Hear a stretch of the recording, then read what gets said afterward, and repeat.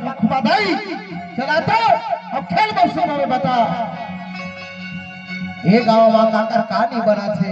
चल चल खेल बरसों में बढ़िया डोल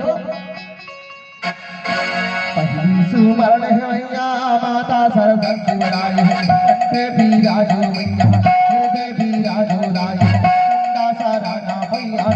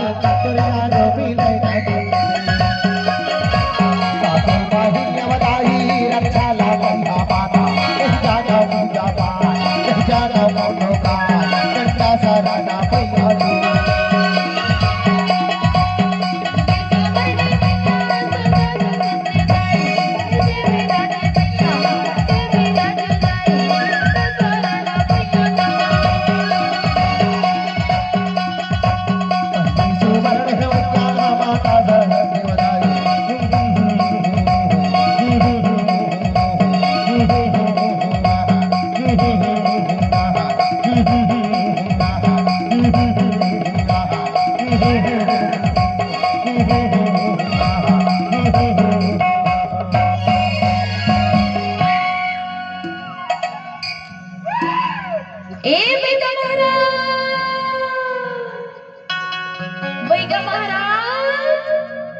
ए बेटा महाराज,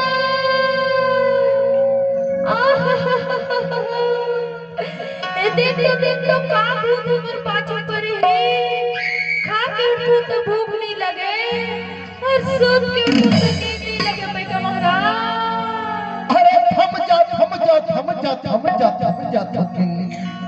हमर डेरा माया हसवाई मोर रहत रे का बडरा फसबो मैं हर हावना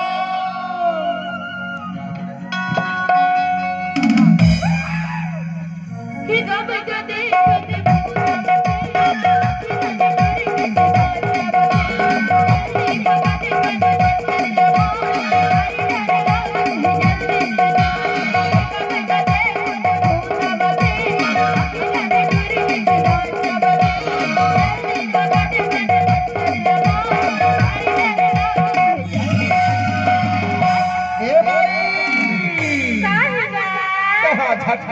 छटकराबे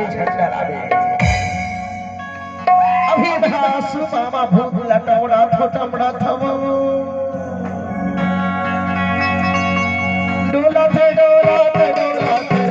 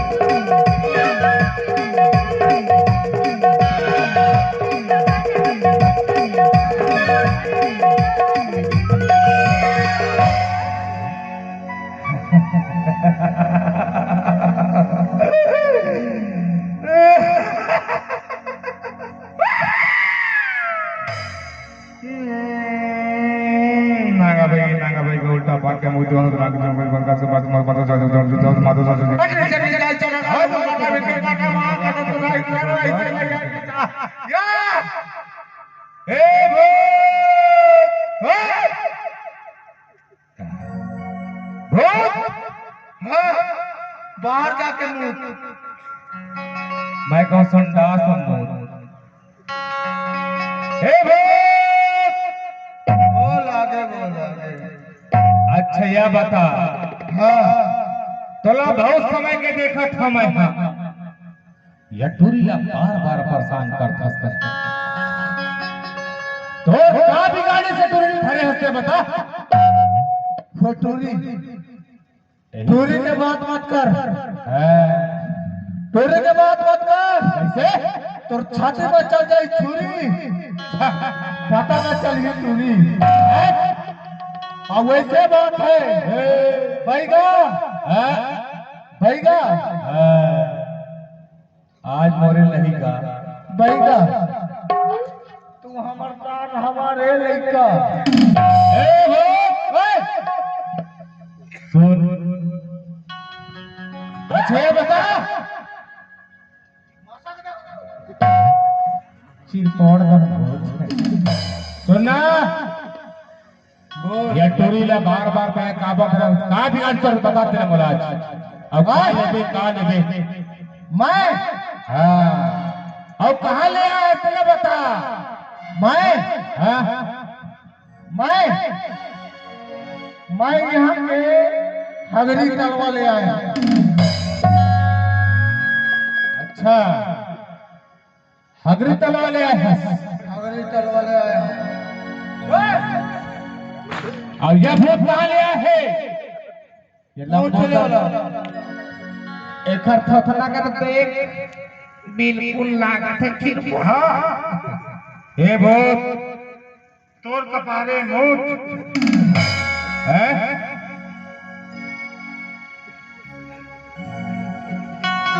कैसे ले बोल तो मैं ये कथा हूं।